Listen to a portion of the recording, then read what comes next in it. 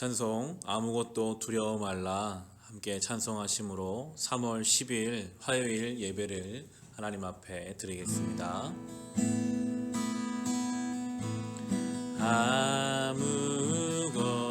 아무것도 두려워 말라 주 나의 하나님이 지켜주시네. 놀라지 마라 겁내지 마라 주님 나를 지켜주시네.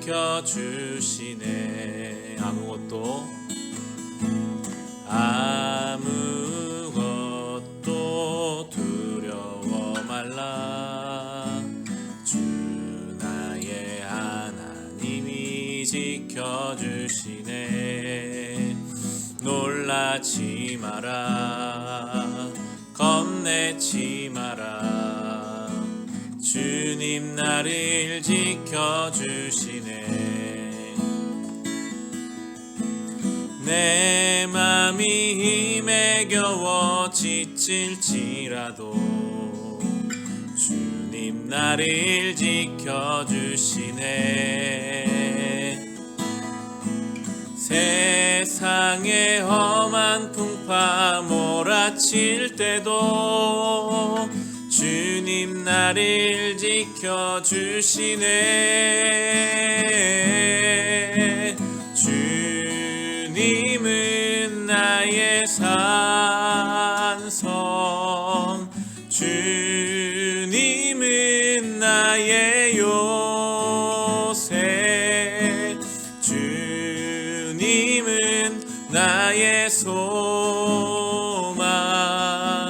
나의 힘이 되신 여호와. 내 맘이 힘에 겨워 지칠지라도 내 맘이 힘에 겨워 지칠지라도 주님 나를 지켜주시네.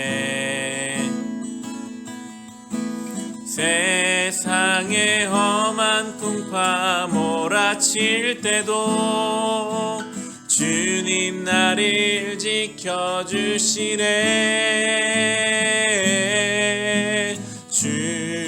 주님은 나의 산성 주님은 나의 요새 주님은 나의 소망 나의 힘이 되신 여호와. 주님은 나의 산성 주님은 나의 산성 주님은 나의 요새 주님은 나의 소망 나의 힘이 되신 여호와.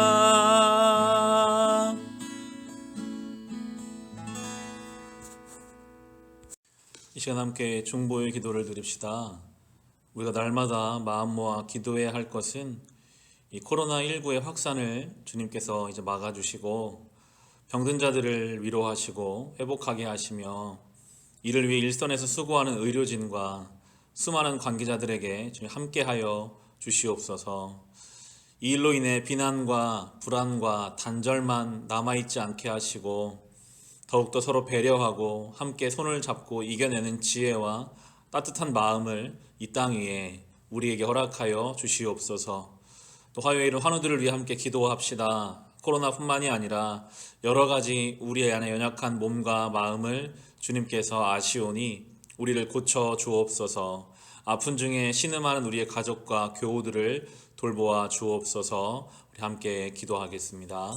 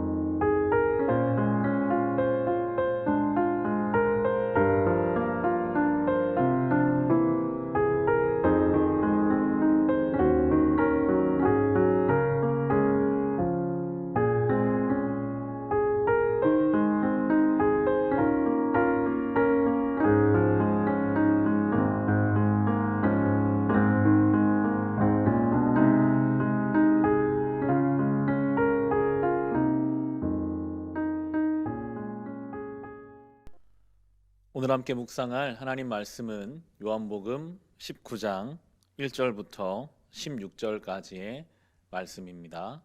요한복음 19장 1절부터 16절까지의 말씀입니다. 이제 19장에서 예수님은 십자가에 못 박히시기 전에 채찍에 맞으시고 군인들로부터 희롱과 조롱을 당하게 되십니다. 우리가 글로 적혀 있기 때문에 잘 알 수 없지만 영화를 통해, 영상을 통해 가끔 접하는 것처럼 아마도 예수님이 십자가에 달리시기 전에 당하셨던 채찍질이나 조롱은 굉장히 심각할 정도로 아프고 많은 고통을 주는 그러한 일이었을 것입니다. 그런데 그 일은 예수님이 어떤 잘못을 하셨거나 죄가 있어서 당하시는 고통이 아니라 아무 죄 없이 억울한 고통이었습니다. 오늘 본문의 19장 1절부터 3절 말씀입니다. 그때 빌라도는 예수를 데려다가 채찍으로 쳤다. 병정들은 가시나무로 왕관을 엮어서 예수의 머리에 씌우고 자색 옷을 입힌 뒤에 예수 앞으로 나와서 유대인의 왕 만세 하고 소리치고 손바닥으로 얼굴을 때렸다. 예수님 채찍에 맞으신 이유가, 군인들에게 조롱을 당하셨던 이유가 예수님이 죄를 짓거나 뭔가 잘못해서가 아니라 아무 죄 없는 억울한 고통임을 우리는 알고 있는데 빌라도 역시 그것을 잘 알고 있었습니다. 이어지는 4절 말씀에 보시면요, 그때 빌라도가 다시 바깥으로 나와서 유대 사람들에게 말하였다. 보시오, 내가 그 사람을 당신들 앞에 데려오겠소. 나는 그에게서 아무 죄도 찾지 못했소. 나는 당신들이 그것을 알아주기를 바라오. 빌라도는 예수님께로부터 아무런 죄를 찾지 못했음에도 채찍으로 예수님을 쳤고 군인들이 조롱하는 것을 그냥 두었습니다. 이 땅에서 가장 존경받으셔야 할 유일한 왕이신 예수님이 조롱당하시고 멸시당하시고 고통을 당하십니다. 여러분, 우리가 가장 견디기 어려운 일 가운데 하나가 무엇일까요? 바로 억울한 일을 당하는 것입니다. 나는 전혀 그런 일을 한 적이 없는데 그 일을 했다라고 하거나, 나는 그런 대우를 당할 사람이 아닌데 그런 대우나 처우를 당할 때 우리는 마치 피가 거꾸로 솟는 것처럼 분노하게 되고 견딜 수 없어 합니다. 예수님처럼 이렇게 억울한 채찍 정도가 아니라 그냥 말 한마디만이라도 누군가 억울하게 나를 이야기하거나 어떠한 작은 태도라도 내 위치에 맞지 않는 태도를 보이는 사람 앞에서 우리는 예수를 믿든지 믿지 않든지 견디지 못하고 혈기를 내거나 분노하게 되는 것이 우리의 모습입니다. 우리는 나의 신분과 위치에 합당한 대우를 받기 원합니다. 어쩌면 높은 자리에 올라가려고 하는 것, 더 다른 사람들보다 높은 위치에 가려고 하는 것은 그 위치에 올라가서 받는 대우, 그 위치에 있어야만 받을 수 있는 눈빛을 우리가 사모하기 때문에, 받고 싶기 때문에 돈이나 권력을 탐하는 것일 수 있겠습니다. 저는 2011년도에 신학교에 들어가면서부터 주말에 파트타임 교육 전도사로 시작해서 목사 안수를 받기까지 한 6년 정도 교회에서 전도사로 사역을 했습니다. 많은 사람들이 저를 부를 때에 백 전도사님, 그리고 저는 중고등부 청년 사역을 했기 때문에 중고등학생들, 청년들은 저에게 백 전도사님은 길어서인지 백 도사님이라고 부를 경우가 많이 있었습니다. 교회에서 백 전도사로 혹은 백 도사로 그렇게 불리고 있다가 모든 과정을 마치고 목사 안수를 받고 나서 그때부터는 이제 교회에서 저를 부를 때 백 전도사가 아니라 백 목사로 불러주시더라고요. 말하고 티내지 않았지만 누군가 나를 한 번 더 불러줬으면 좋겠고 백 목사라는 이야기가 듣기 좋은 때가 있었습니다. 그런데 몇 년 동안을 전도사로 불러오던 교인들이 하루아침에 저를 목사로 부르는 일은 습관이 되었기 때문에 쉽지가 않죠. 자연스럽게 누군가 저를 부르실 때 백 전도사, 이미 목사 안수를 받은 지 며칠이 지났음에도 백 전도사라고 부르면 그때 뭔가 표시내지 않았지만 왜 나를 전도사로 부르는가? 내가 목사가 되기 위해 시험을 쳐서 통과했고 목사가 되기 위해 3년 동안 신학 공부를 했고 많은 시간 동안 목회 훈련을 받았는데 그렇게 내가 열심으로 얻어낸 이 목사라는 자리에 합당하게 불러주고 대우해주지 않는 것에 대한 서운한 마음이 자연스럽게 생겨나는 것을 경험했습니다. 내가 들인 노력에 맞게 대우받기를 원하더라고요. 그런데 오늘 본문에 예수님은 어떠십니까? 예수님은 이 땅에 오셔서 영광 받으셔야 하고 존귀함을 받으셔야 하는 그 예수님께서 아무런 죄를 짓지 않았음에도 억울한 채찍질을 당하십니다.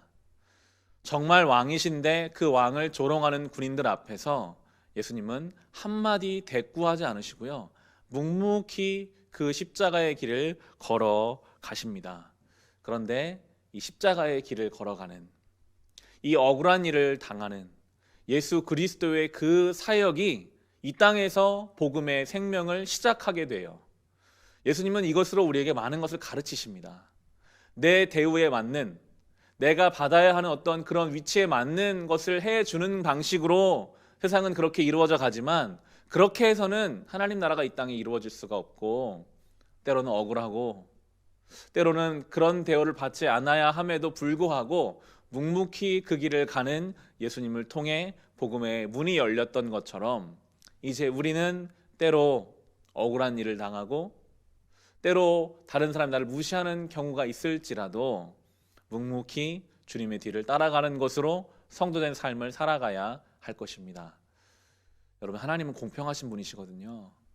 성도가 억울한 일을 당했다면 그 억울함을 풀어주시는 분은 하나님이십니다.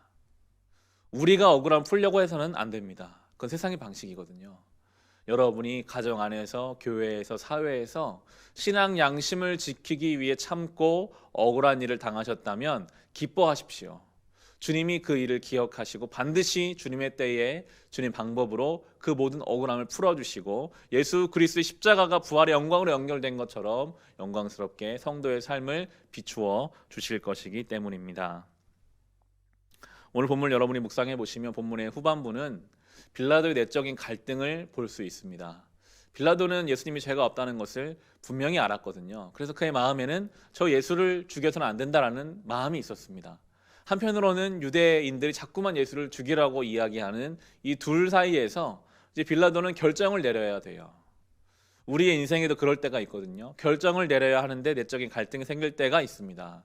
그때 어떻게 결정을 내릴까요?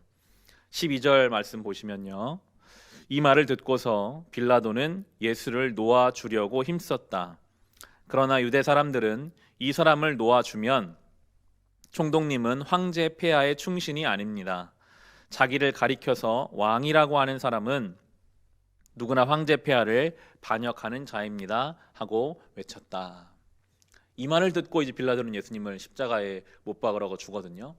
황제, 이 로마 황제의 이름이 언급되는 것만으로도 빌라도의 결정은 그대로 예수를 죽이는 방향으로 내려지게 됩니다. 빌라도가 가장 두려워하는 존재, 빌라도의 삶에 가장 강력한 힘을 미치는 존재는 바로 로마 황제였습니다. 빌라도가 지금 가지고 있는 군인들, 그가 가지고 있는 재물은 다 로마 황제가 준 것이거든요. 나에게 모든 것을 제공해준 그 존재가 혹시 기분 나빠하면 어떡할까라는 생각 때문에 아직 아무 일도 일어나지 않았음에도 불구하고 자기의 선한 양심을 다 잠재우고 예수를 죽이기로 결정하는 이 빌라도의 모습. 세상은 끊임없이 우리에게 이런 방식으로 우리를 유혹하고 압박합니다. 뭔가 나의 삶에 하나님보다 더 강력하게 영향을 미칠 수 있을 것 같은 어떤 것, 돈이 될 수 있겠죠. 자녀가 될 수 있습니다. 건강이 될 수 있고요. 다른 사람들의 시선, 내 체면, 자존심이 될 수 있겠습니다. 그 무엇이든 간에 하나님보다 더 우리의 삶에 영향력을 미치고 어떠한 결정 앞에서 나를 더 움직이게 하는 것이 있다면 그것이 바로 우상이고, 그것이 우리가 빌라도와 다르지 않음을 나타내는 것입니다. 빌라도는 선한 양심으로 고민도 했고 예수님을 놓아주려고 노력도 했지만 결국에 그 선한 양심이나 하나님의 인도하심보다는 로마 황제에 의한 결정을 내렸고, 그때로부터 우리는 사도신경을 외울 때마다 본디오 빌라도에게 고난을 받으사라고 외치게 됩니다. 사실 빌라도는 직접 예수님을 채찍으로 친 것도 아니고 십자가에 못 박은 것도 아니었지만 그가 그 결정을 내림으로 해서 그의 이름이 저주스러운 이름이 되었던 것을 우리가 보면서 과연 우리는 우리 인생의 크고 작은 결정 앞에서 어떠한 기준을 가지고 그 결정을 내리고 있는지를 살펴보아야 하겠습니다. 이 하루를 살아가는 동안도요, 우리는 수많은 결정을 내립니다. 내 마음을 어떻게 먹을 것인가? 어떠한 태도로 나에게 주신 사람들을 대할 것인가? 그때에 그 결정이 온전히 하나님 앞에 드려지는 결정 되시기를 바랍니다. 묵묵히 십자가의 길을 따라갑시다. 하나님은 살아계십니다. 우리가 선한 양심을 따라 나를 내려놓고 억울하고 내 마음에 뭔가 해결되지 않은 것이 있어도 믿음으로 우리가 그 길을 걸어갈 때에 주님은 우리를 도우시고 인도하시며 이 하루 동안 우리 함께하여 주실 것입니다. 이 말씀을 기억하며 이 하루 살아갈 수 있으시기를 주님의 이름으로 축원합니다. 기도하겠습니다. 그가 찔림은 우리의 허물 때문이요 그가 상함은 우리의 죄악 때문이라. 그가 징계를 받음으로 우리는 평화를 누리고 그가 채찍에 맞음으로 우리는 나음을 받았도다. 우리는 다 양 같아서 그릇 행하여 각기 제 길로 갔거늘 여호와께서는 우리 모두의 죄악을 그에게 담당시키셨도다. 우리를 위해 억울한 채찍에 맞으시고 조롱당하신 주님은 그 길을 묵묵히 가심으로 이 땅의 복음의 역사를 이루셨습니다. 우리도 주님의 뒤를 따라가야 하는데 우리는 조금이라도 내 삶에 억울함이 있으면 그걸 참지 못하고 합당한 대우를 받기 원하여서 그 억울함을 내가 풀고 인간적인 혈기와 세상의 방법으로 살아왔음을 고백합니다. 이제 우리도 묵묵히 십자가의 길을 걸으며 우리의 모든 당한 억울함도 하나님의 때에 하나님의 방법으로 갚아주실 것을 믿고 살아가게 하여 주시옵소서. 어떠한 결정 앞에서 하나님이 원하시는 길을 선택하기를 원합니다. 그 무엇도 우리의 삶에 하나님 말씀보다 강하게 영향을 미치지 못하도록 친히 우리를 인도하여 주옵시고 가르쳐 주옵소서. 다시 주신 이 새로운 하루를 하나님 앞에 기도하며 시작합니다. 주여 순간순간 우리를 죄의 유혹과 질병과 모든 시험으로부터 지켜 보호하여 주옵소서. 예수님의 이름으로 기도합니다. 아멘.